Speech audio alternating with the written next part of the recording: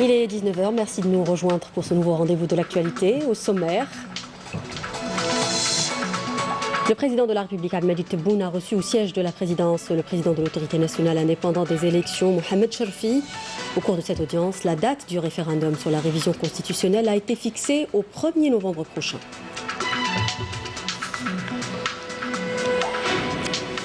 Le président de la République reçoit l'ambassadeur de la République de l'Inde au terme de sa mission en sa qualité d'ambassadeur extraordinaire et plénipotentiaire de son pays.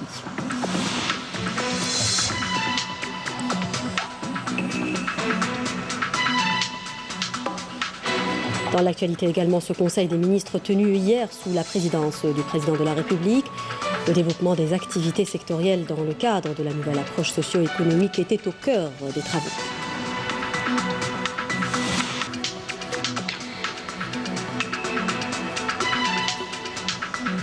Dans ce journal également, cette décision du ministère de la Communication qui demande à la NEP, l'entreprise nationale de communication, d'édition et de publicité, d'apurer les créances publicitaires des journaux.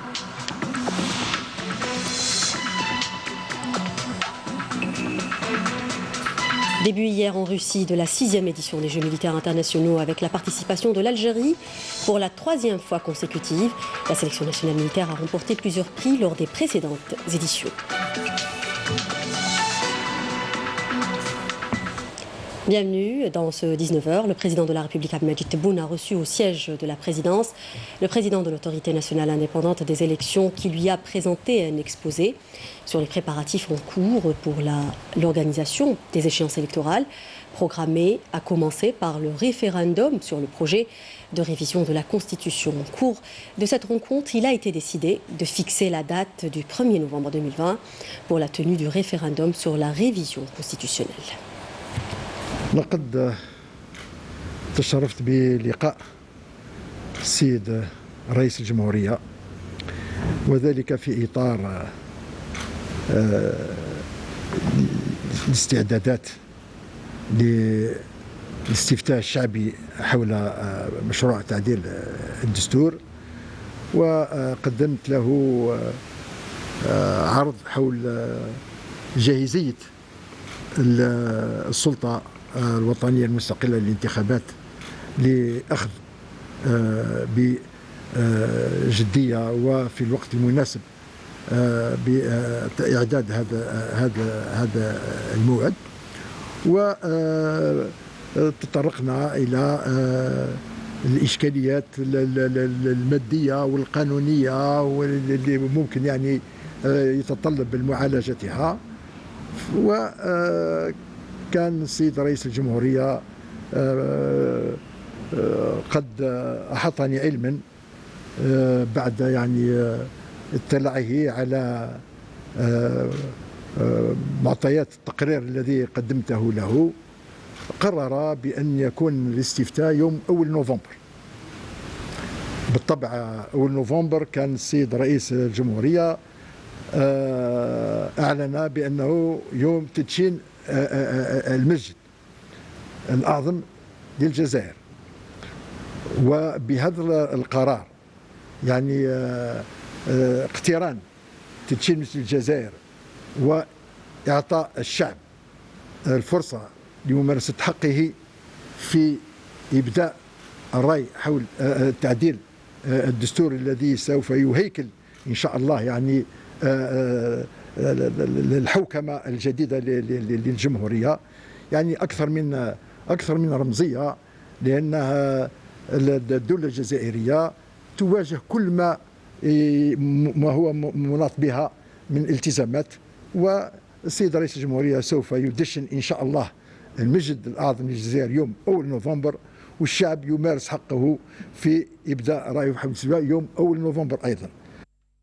Je l'annonçais en titre également, le président de la République, Abdelmadjid Tebboune, a reçu le diplomate Satbir Singh qui lui a rendu une visite d'adieu au terme de sa mission en sa qualité d'ambassadeur extraordinaire et plénipotentiaire de l'Inde auprès de l'Algérie.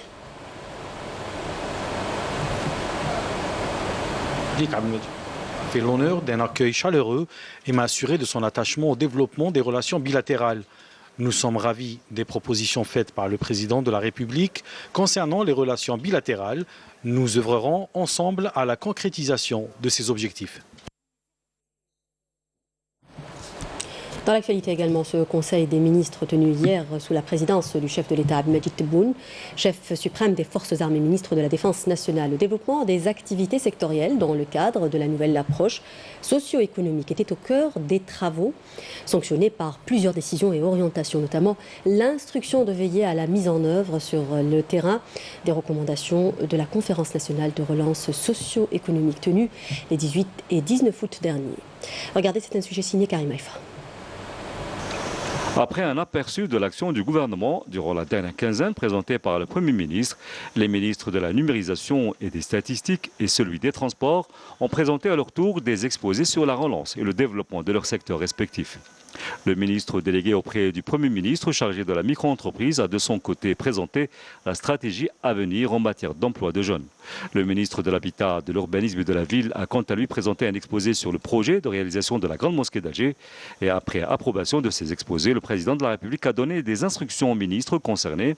Tout d'abord pour accélérer le processus de numérisation des départements ministériels, exploiter la numérisation pour le recensement des richesses nationales, exploiter également ces richesses sur le terrain pour lutter contre la bureaucratie et la corruption, trouver une solution définitive au problème de faiblesse du débit Internet et soumettre le dossier au Conseil des ministres, le débit Internet étant une condition essentielle pour l'aboutissement du processus de numérisation et des statistiques. Concernant le secteur des transports, le chef de l'État a insisté sur la révision du secteur des transports terrestres, maritimes et aériens sur la base des critères de rentabilité et de qualité des prestations, en accordant la priorité au développement du rail pour englober les 4 coins du pays jusqu'à Tamnaraset, Adrar et au-delà.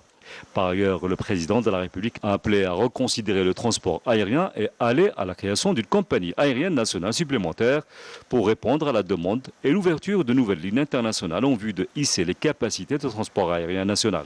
Sans oublier de reconsidérer le transport maritime par l'amélioration de la gestion des ports et l'ouverture de nouveaux terminaux maritimes.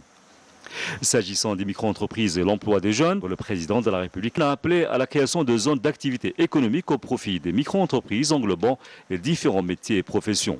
L'accompagnement des entreprises créées dans le cadre de l'ANSEJ qui font face à des difficultés, la coordination entre les micro-entreprises et les start-up au fin de l'obtention d'une faisabilité économique à même de permettre d'atteindre à l'horizon 2024 le chiffre d'1 million de micro-entreprises capables de contribuer à la création de la richesse nationale et d'emplois au profit d'une main-d'œuvre jeune qualifiée et formée.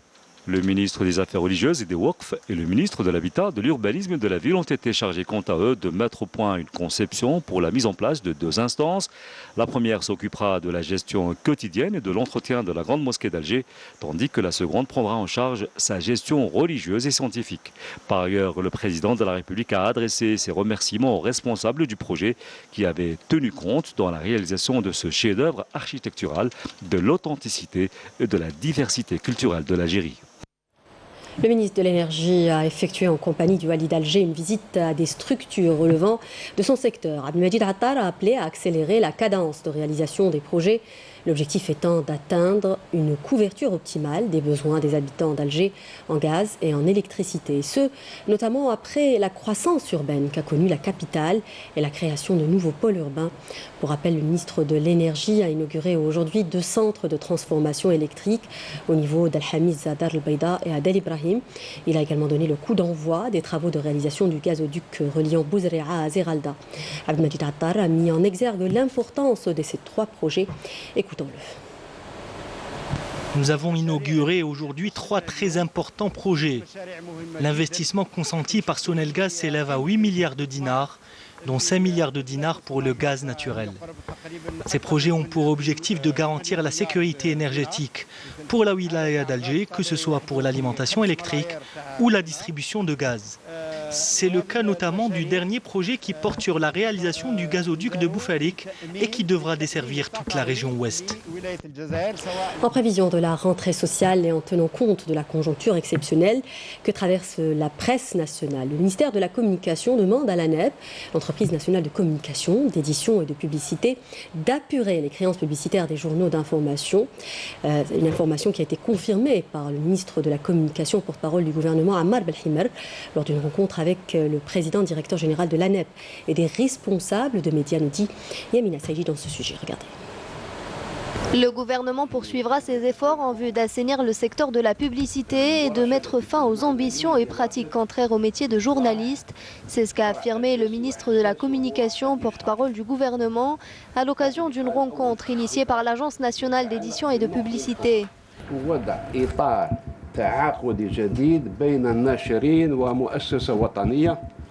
Le nouveau règlement juridique des procédures contractuelles régissant l'accès à la publicité publique est une initiative de l'Agence nationale d'édition et de publicité.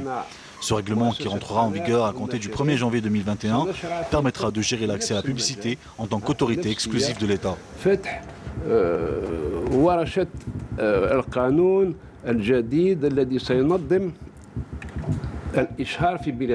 15 critères transitoires pour l'attribution de la publicité publique ont été définis. Le renouvellement des conditions de publicité prendra effet à partir du 1er janvier 2021, en attendant la promulgation de la loi sur la publicité. En prévision de la rentrée sociale et en tenant compte de la conjoncture exceptionnelle que traverse la presse nationale, l'ANEP a procédé à l'appurement des créances publicitaires des journaux. À cet effet, le PDG de l'ANEP a précisé que l'assainissement du secteur de la publicité et le changement du mode de gestion visent à donner un nouveau visage à l'ANEP, et ce, en dépit de la situation financière difficile.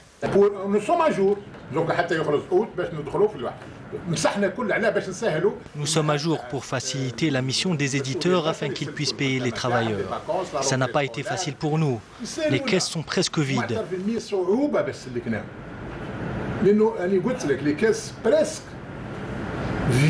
Une telle démarche prend en compte 3 principes, à savoir le respect du cadre juridique, la pratique sereine des libertés grâce à la réhabilitation du concept des responsabilités et le passage de la presse de papier à la presse électronique.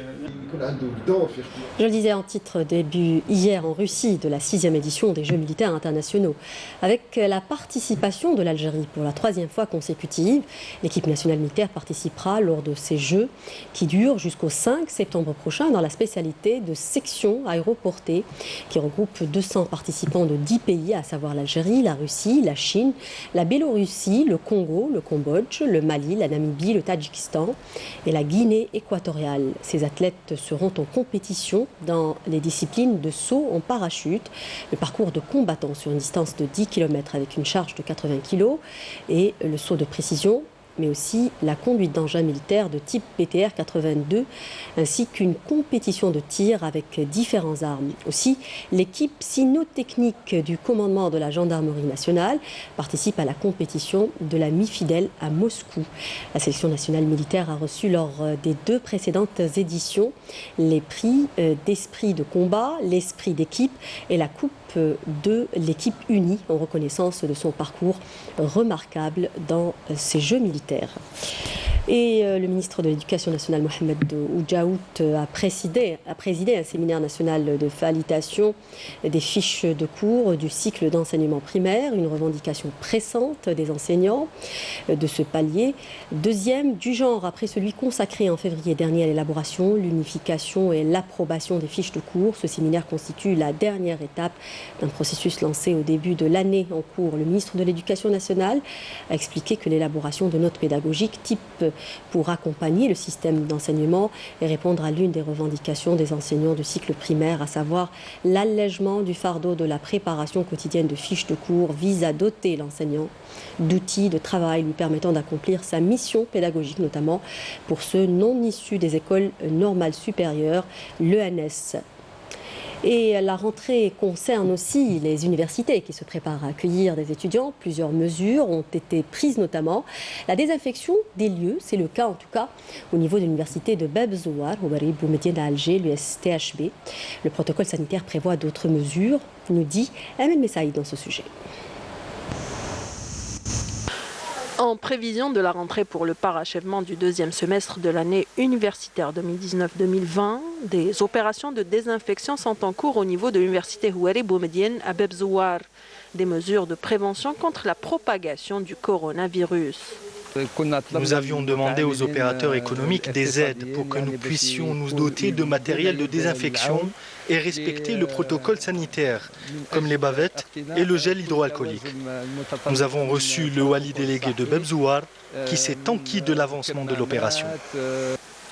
Un plan d'action est mis en place pour organiser le retour des étudiants qui vise à faire respecter la distanciation sociale au sein des facultés. La signature des PV pour les enseignants a été effectuée par voie électronique et le retour a été effectif à partir du 23 août. Et l'enseignement se fera à distance. Les soutenances de master et de doctorat ont débuté hier 23 août. Pour ce qui est du retour effectif des étudiants dans les classes, il dépendra de la situation sanitaire du pays. Tout est fin prêt sur le plan humain et matériel pour permettre une rentrée universitaire dans le respect total du protocole sanitaire. Au cours d'une rencontre avec les représentants du mouvement associatif, le conseiller auprès du président de la République, chargé du mouvement associatif et de la communauté nationale à l'étranger, a appelé à permettre aux associations de jouer pleinement leur rôle dans le renforcement de la démocratie participative en appui au pouvoir public. Nazir Bremdan a affirmé qu'il faudrait dégager des propositions et des recommandations relatives à l'organisation de la société civile pour en faire un outil efficace au service de l'édification de l'Algérie nouvelle. Dans l'actualité également, la compagnie nationale Air Algérie a programmé un vol de rapatriement de Paris-Orly vers Alger mercredi prochain, le 26 août, pour les ressortissants algériens bloqués en Europe, a indiqué la compagnie dans un communiqué sur sa page Facebook. Air Algérie précise que ce rapatriement concerne les ressortissants résidents ou détenteurs de visa type D pour l'espace Schengen, rappelant que cette opération s'inscrit dans le cadre des instructions du président de la République visant le rapatriement de tous les ressortissants algériens bloqués dans plusieurs pays à l'étranger. Et la Caisse nationale de mutualité agricole et la Chambre algérienne de la pêche et l'aquaculture s'associent en vue de participer concrètement au développement du secteur de la pêche, et ce par accompagnement dans le renforcement de la prévention et la gestion des risques. Les professionnels du secteur de la pêche pourront, grâce à ce rapprochement, bénéficier des avantages offerts par la CNMA via la couverture d'assurance adaptée aux besoins réels de la corporation et sécurisant ainsi leurs revenus à travers la prise en charge des risques liés à leur activité, que ce soit la pêche maritime ou continentale, les assurances aquacoles et assurances patrimoine également. Et agriculture toujours, et direction Bouira qui enregistre une excellente récolte cette année dans la filière de la pomme de terre. 450 quintaux à l'hectare, une bonne performance réalisée malgré la pandémie de coronavirus. Les agriculteurs ont continué à travailler la terre tout en respectant les gestes barrières, nous dit Yanis Belkacem dans ce papier. Sur cette exploitation d'Al-Asnam dans la wilaya de Bouira, pas de confinement pour ces agriculteurs. Bien au contraire, ils ont redoublé d'efforts et ont décidé de commencer très tôt dans la matinée. Résultat, la filière de la pomme de terre a enregistré de bonnes performances ces derniers mois, malgré la pandémie du coronavirus. Ils ont continué à travailler la terre tout en respectant les gestes barrières. Malgré la crise sanitaire, nous faisons tout notre possible pour avoir une bonne récolte. D'ailleurs, on commence très tôt, à 3 h du matin. Cela fait plus de 22 jours que nous avons commencé et depuis, nous ne sommes pas arrêtés. Bien évidemment, les agriculteurs respectent les gestes barrières et jusqu'à présent, aucun des travailleurs n'a été affecté.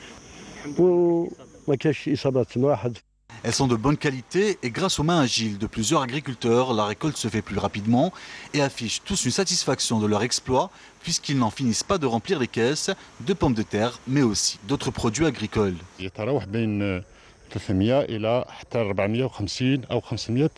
La pomme de terre dédiée à la consommation est à hauteur de 450 000 kg le hectare sur cette terre d'Al-Asnam. Et nous avons toutes sortes de produits agricoles sur une parcelle de 2000 hectares. Il faut dire que les beaux jours reviennent pour ces agriculteurs malgré la crise de la Covid-19. Ils ont imaginé le pire, défi relevé, ils ont réussi à faire face. Ils continueront d'approvisionner les marchés actuels et sur le long terme. Agriculture toujours, mais cette fois-ci pour parler de la filière lait dans la région de Gherdaya. Les agriculteurs de la région ont choisi d'investir dans cette activité à travers des fermes pilotes dédiées exclusivement à l'élevage. L'expérience est plutôt réussie puisqu'on dépasse les 75 000 litres par jour de production. Sarah Derbel. La filière bovine laitière, une filière importante pour augmenter et améliorer la production laitière au niveau de la wilaya de Gherdaya. Les agriculteurs de la région ont choisi d'investir dans cette activité à travers ces fermes pilotes dédiées exclusivement à l'élevage bovin, et ce, afin d'atteindre un seul objectif, l'autosuffisance en matière de lait.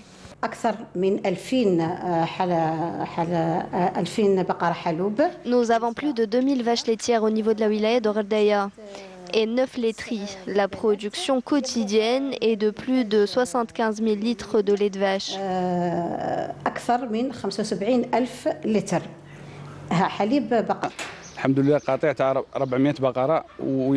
Nous avons un troupeau de plus de 400 vaches, dont 250 laitières. Nous produisons jusqu'à 6000 litres de lait par jour.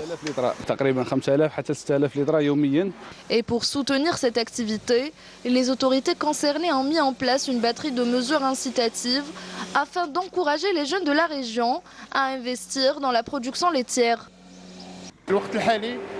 En cette période, nous produisons entre 10 000 et 15 000 litres de lait. Nous avons 45 éleveurs et chaque éleveur est agréé ici au niveau de cette laiterie. Et pour assurer une bonne régularité de la production, nous mettons à leur disposition le fourrage. Le développement de cette filière dans cette région du pays vise non seulement à pérenniser, mais aussi à accroître la production tout en garantissant la qualité des produits laitiers. Un investissement rentable pour le secteur agricole de la wilaya. Situation épidémiologique chez nous et cette courbe qui se stabilise. 398 nouveaux cas confirmés de coronavirus, 227 guérisons et 11 décès ont été enregistrés durant les dernières 24 heures. Écoutons le porte-parole du comité scientifique de suivi de l'évolution de la pandémie, le docteur Jamel Fourar. Aujourd'hui, le lundi 24 août 2020, nous allons vous donner comme d'habitude un point de situation sur l'évolution épidémiologique de la Covid-19 en Algérie depuis le début de la pandémie à ce jour. Les principaux indicateurs enregistrés au cours des 24 dernières heures sont les suivants. 398 nouveaux cas, 311 nouvelles hospitalisations, 227 patients guéris, 37 patients en soins intensifs et 11 décès. Avec la notification de 398 nouveaux cas au cours des 24 dernières heures, l'incidence est de moins de 1 cas pour 100 000 habitants au cours, bien sûr, des 24 dernières heures, sachant que 21 wilayas n'ont pas enregistré de cas au cours des 24 dernières heures, 11 wilayas ont enregistré entre 1 et 9 cas, et 16 wilayas ont enregistré 10 cas et plus. Pour ce qui est des décès, nous avons enregistré malheureusement 11 nouveaux décès, rahimahullah. Pour ce qui est des patients qui ont été hospitalisés au cours des 24 dernières heures, leur nombre est de 311 patients. Les patients qui sont guéris et qui ont donc été traités sous le protocole thérapeutique qui est établi, leur nombre est à ce jour de 29 369 patients guéris, dont 227 sont guéris et ont quitté les établissements hospitaliers au cours des 24 dernières heures. Pour ce qui est des patients en soins intensifs, nous avons actuellement 37 patients hospitalisés en soins intensifs, donc beaucoup moins qu'hier. Et comme d'habitude, nous exhortons notre population de rester vigilants, surtout en ces périodes de vacances, également de respecter strictement les mesures de prévention globale, notamment la distanciation sociale et le port de masque obligatoire en toutes circonstances et en tout lieu. La plage de résidence d'État de Club des Pins connaît depuis quelques jours un véritable rush des estivants, et ce depuis l'annonce sur les médias et les réseaux sociaux de sa réouverture au grand public. Les quelques estivants rencontrés sur place sont heureux de renouer avec cet espace de détente et de baignade resté fermé pendant presque 30 ans au grand public. Kenza Shriyet, reportage. La plage des Clubs des Pins à l'ouest d'Alger est de nouveau accessible. Prise d'assaut cette semaine, des baigneurs ont pu accéder sans présenter d'autorisation ou carte d'accès. Il y a une très bonne sécurité. Désormais, il faut que les Algériens gardent la plage propre.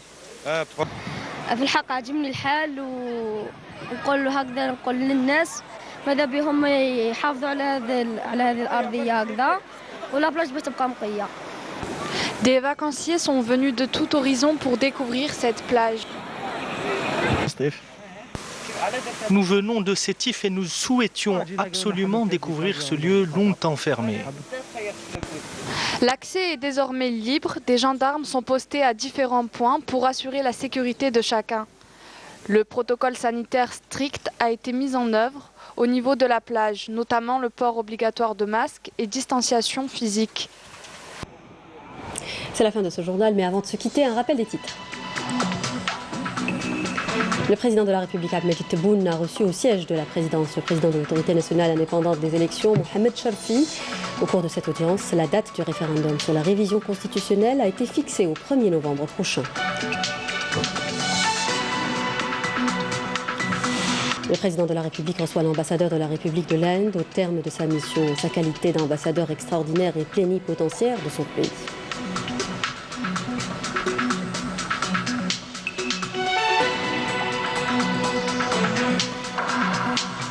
Dans l'actualité également, ce Conseil des ministres tenu hier sous la présidence du président de la République, le développement des activités sectorielles dans le cadre de la nouvelle approche socio-économique était au cœur des travaux.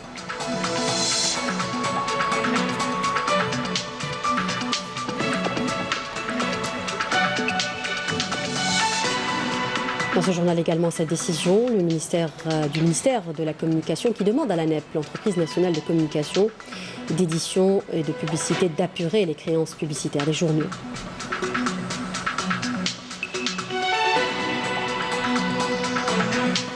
Début hier en Russie de la 6e édition des Jeux militaires internationaux avec la participation de l'Algérie pour la 3e fois consécutive. La sélection nationale militaire a remporté plusieurs prix lors des précédentes éditions. C'est la fin de ce journal. Merci de nous avoir prêté attention. N'oubliez pas de nous rejoindre sur les réseaux sociaux. Excellente soirée sur Canal Algérie. Quant à moi, je vous retrouve demain à 19h.